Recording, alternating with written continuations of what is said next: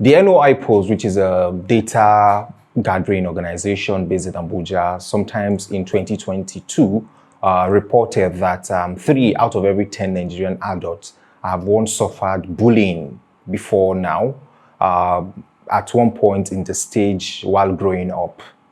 And this was against the backdrop of a case of bullying that was reported in the year 2021 of a junior secondary school student in Dowen College, Lagos, Sylvester Oromoni, who was said to have been bullied by some senior boys, and which after a while led to his death.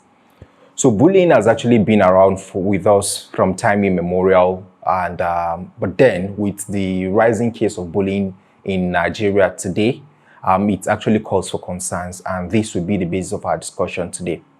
Welcome to iMedia Digital Hub. This is a place where we discuss issues around family, business, society, and technology.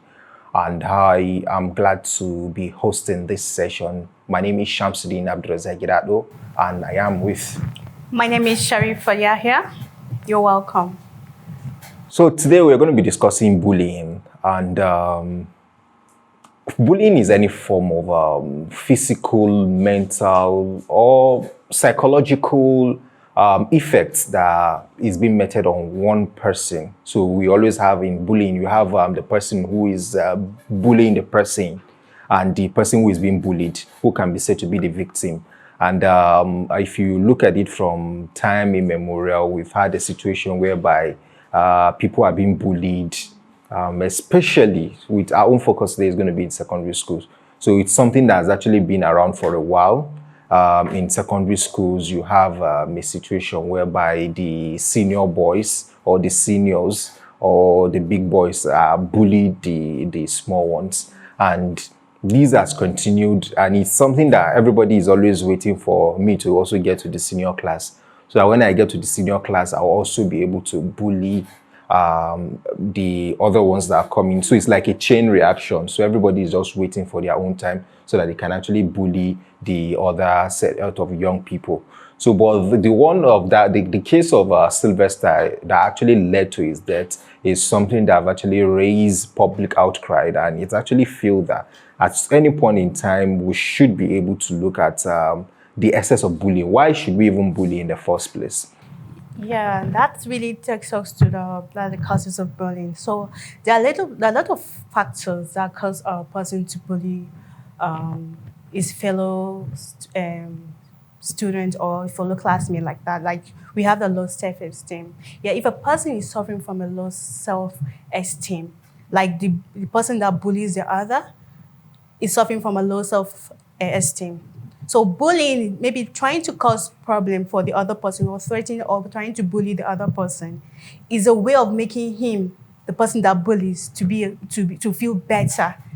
And sometimes, most cases, and this low self-esteem starts from the home. Probably how the parents have really made the child feel. Maybe they feel the child is useless, and the child is of no use to them, and they don't give the child the attention the child needs. And then that makes the child get low self-esteem, especially when it comes to his grades and all that. He feels he's good for nothing. And the only way he can feel better is by bullying the other person. Maybe probably that person is more intelligent than him and all that. And then if he does that, it makes him feel better of himself. And also other factors too, like maybe when a child is being dominant, yes, domineering, yes, trying to, you think you have power in school, you have maybe social power, your parents are influential, so you can do anything to anybody, no one will stop you and all that. So that too can cause you to bully that person who you feel is weak, and maybe from a poor background, you feel anything you do to that person, nobody can talk about it, nothing can be done to you. Your father is influential, your father is the governor of the state, your father is a minister and all that. So those are the two among other factors too. Yeah, I think for me, looking at that, I think I'm trying to reflect back to my secondary school, and I think primary school to be precise. There are days whereby, okay, like my primary school, it's always that, okay, I normally take first position in the class. And there are this set of people who will just come and they'll come and met some psychological trauma on me. and they will say they've seen the results, and you are not the one that took first position this time around. I will feel that, okay, me, I'm not even interested. If you want to take first position, take. And all were just, they're mere rumors. Yes. So it goes to show beyond that. Even the bullying is not just by physical assault alone. Yes. So you can bully somebody by spreading a false news or giving them something that will not make them to be stable, by lying to them, just something that will just make sure that they are not really psychologically okay. Yeah. You know, when you give some people, you threaten people, you do something that will frighten people, that alone is not going to make them to be okay. So they are always going to be looking at a situation whereby they want to feel succor. And one of the other things that the people that do bully others do is a situation whereby they will actually threaten you in such a way that if you tell anybody, they are going to do something else to you. So these are the signs of people that bully, and these are some of the intrigues they use to make sure that they're actually on top of their game. Yes. And you know, sometimes peer pressure too can make someone bully. When you try you want to make your friends, your peer to feel that, yes, you want to feel among your peers, you want to fit into society. And the only way you can do that is by trying to hurt the other person whom you know is not of the same peer group as you. So you want to show your power to that person whom you're bullying in order for your peer to feel that, yes, you're on top, you're good, you have power and all that. And sometimes, you know that teachers too are also a problem of, a factor, yes, that the causes of students being bullied and being a bully in school. Because, okay, fine, a child comes to you and tells you, a social person threatens me, or maybe talks to me wrongly, or maybe comes to fight me and all that. And you as a teacher or the school management, you didn't do anything about it. You just wave it aside. Definitely, it cannot stop. But if as a student, as a teacher, and then or school management, you use one person or one incident as an example or a scapegoat to others, there's no way bullying will continue in schools. That's just the truth. Yeah, I think I agree with you 100%, because now I'm trying to look back to some of the experience of bullying, and you want to look to the fact that like I said, bullying has actually been around with us from time immemorial. And this excess of bullying, it has actually been more, like some people will say, prevalent more in the secondary, in boarding schools, where you have the senior boys and they do that. But we are now having more of issue of cults like groups, even in primary schools. Yes. Now. And some of them will feel that they are like the big boys or the big guys in the school. So if you are not part of them, or maybe if you mistakenly wrong any of them, or maybe you are the brilliant boy in the class, so they feel threatened. So they will have to call you to order and bully you. Mm-hmm. So, and it's not something that we know before now that is happening. Where you hear of those cases, it might be in the university whereby you have cult groups, but we're not having them in primary schools and even in secondary schools. So which is not supposed to be. And I think one of the effects that this causes for people, especially the victims of the bullying, is the fact that it makes them to also suffer low self-esteem. Yes. If people have been bullied over time, if they've been psychologically bullied and they've gone through some trauma, even to the ability to voice out, the ability to believe in themselves, the ability to say, okay, I want to do this by myself, they won't have it anymore. Yeah. And the moment they don't have it anymore, the next thing is they try as much as possible to they lose out in the scheme of things. When you tell them, so it affects their decision making. When you ask them, what will they do? What will you do? They can't even say, okay, I need this, or they don't even know what is actually good for them.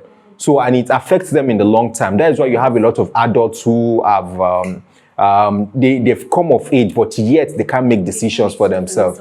So it's something that is actually very, very, would I say, bad? Mm-hmm, yes, course. And you could see the statistics. The statistics says for every 10 person you see, 3 of them at one point in their life have actually suffered bullying. And sometimes affects their education. It affects their studies too.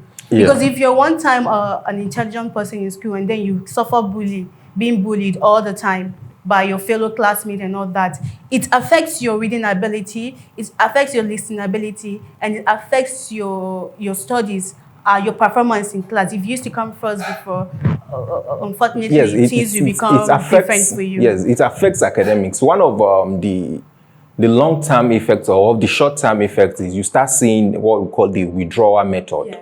So you start seeing a situation whereby the person is not moving with the whole class again. He always want to be himself, always want to stay alone. He doesn't want to mingle with people. Isolating. He will always be in isolation. So that is one of the effects of being bullied. And this goes a very long way in affecting people, even when they've actually come of age and they want to lead their own life.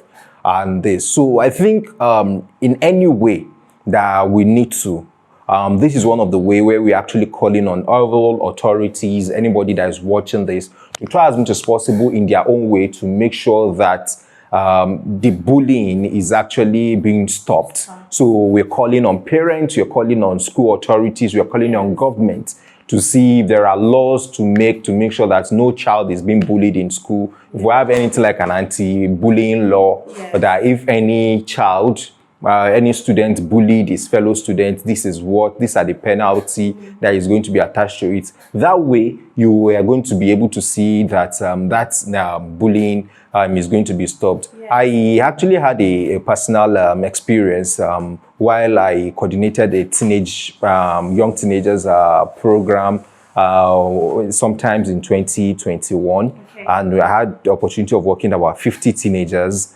And after training them, we attached them to mentors. So one of we had an experience sharing session where one of the mentors had to share our own experience, because the mentee, who is the lady that was attached to her, attends a boarding school, and the lady has been bullied by her seniors over time, but she couldn't even tell her parents. So she couldn't tell anybody. She was just keeping it to herself. It was until when she was being attached to a mentor, and the mentor makes her feel so comfortable. And that was the time that she was able to say, okay, this is what I'm going through. And they were able to remedy it. Some of those things that they normally take advantage of her before, she was able to now brace up to the challenge and also report to the school authority about it. Yes, and this is why we need to talk to parents out there. You also have a role to play to help your child to avoid being bullied in school. First of all, you have to create that room for your child to be able to communicate with you. Because some parents, if you agree with me, Shamsu, some parents are so tight on their kids that they don't give the kids the avenue, the opportunity, or the room for them to communicate whatever it is that bothers them. Because if they have done that, if your kids are free to talk to you at any point in time, definitely they'll be able to tell you what they go through in your school. And then you as a parent, of course, you won't sit down, fold your hands and watch things go that way. You want to go to the school authority and then talk to them. And then the school authority too, in their own part, they'll play their own role. And the other role too the school authority can play, because you never can tell by the time you call the two people involved in this crime to come out. This one might give a false accusation and the other one. But the only way that could help in this situation is by every school to plant CCTV cameras. CCTV cameras do not lie. They will help you find out the real facts of what the cause of bullying, or if actually that person that you accuse that bullied you is really the person that bullied you. And then you find out a lot of things going around the school, even the cultism and other social vices around. The school should also try to orient their students. Yes, orientation for students important. Is actually very key. Yeah. So especially when maybe at the beginning of the session, you try to have orientation with the students, trying to tell them, okay, these are the importance, why you need to stay good why you need to be civil on or in school. Yes. Well, these are the things that you are supposed to do. These are the dangers of being a bully. Yes. These are the advantages. And if you have well-behaved students, yes, and you start giving them awards in school, so these are ways to also motivate others to say, okay, for me, I don't want to become a bully. And if you have a situation of being a bully, I remember then when we were in secondary school, we attended the public schools, and at that time you have a situation whereby anybody that misbehaved in the school, So the principal then can actually call maybe an emergency assembly ground, even though it's maybe towards closing hours, and they'll bring the people who have actually faulted, bring them to the assembly ground, tell some people to hold the hands, some people to hold their legs, and you flog them on the assembly ground. So this is a way to just say, okay, fine, the school is not in support of any form of indiscipline or anything that happens. So we're not recommending that, but something that also that will make them to feel ashamed of being a bully in school. So if the school can also try as much as possible to adopt some of these measures, just to make sure that they are able to promote decency, promote modesty, and promote discipline, and also try as much as possible to discourage any act of bullying whatsoever, be it physical, psychological, or maybe mental trauma that such kind of students go through in the course of day discussing, or maybe in the course of day studying in the school. Yeah. So that way is something that we should try as much as possible in our own way to also encourage school to do. So you're watching these podcasts from the stables of iMedia Digital Hub, and we have different content for you based on educational content. We have on business, and we also have content on family that you can actually get to have. So you can subscribe to our YouTube channel at iMedia Digital Hub, or also go to our website at www.imediadigitalhub.com, or you can also go to the Play Store and download our app at iMedia Digital Hub. Yeah, thank you. One message I also have for the students out there: in order for you not to be a victim of bullying anymore, you should learn to open up to your parents, open up to your guardians, open up to your mentors in school. If you're in boarding school, you have people, of course, boarding school, they have people that are attached to every student, right? You have guardians. Open up to them. Do not believe those the bullies who come to you and tell you if you do this, or who threatens you with words, telling you that if you tell anybody, after doing this to you. Do you know in boarding schools today, they don't go as far as bullying them to take whatever they bring from home after, or if they come back from holidays, they do that. Do not believe them.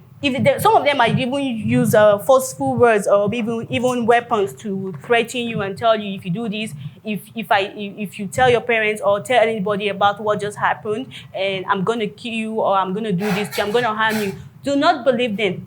Let that not be your weak point. Always try to open up to people around anything that you feel bad, anything that you feel that is happening to you, or then anybody that is threatening you or threatening your life physically, verbally, even psychologically. Do not hesitate to talk to people around you. Talk to your friends whom you know, your close friends whom you know they are good. If at all you're not bold enough to talk to authorities, talk to your parents. Open up to them. Open up to the school authority. Open up to your guardians in school. Do not close your mouth and just keep quiet whenever things are happening to you in school. That's the only way you can help yourself and not be a victim of bullying. All right. Yes. So we'll be ending this particular episode of iMedia podcast with this. So, and we'll be glad also for you to share your thoughts in the comment section on how best you feel we can actually curtail the scourge of bullying, especially in our secondary schools. Many thanks for watching today's episode of iMedia podcast. My name is Shamsudeen Abdulrazak. And I'm yours truly, Sherifat Yahaya.